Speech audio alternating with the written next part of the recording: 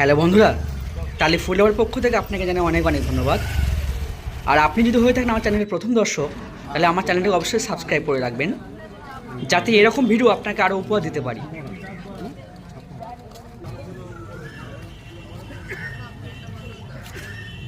তবে তো ভাজাটা ভালো হবে। হ্যাঁ, তবে তো ভাজাটা ভালো হবে, খেতে ভালো লাগবে।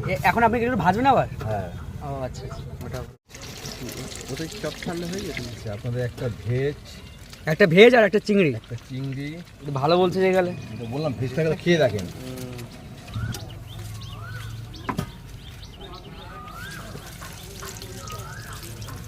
এগুলো ডিম ছাড়া হচ্ছে।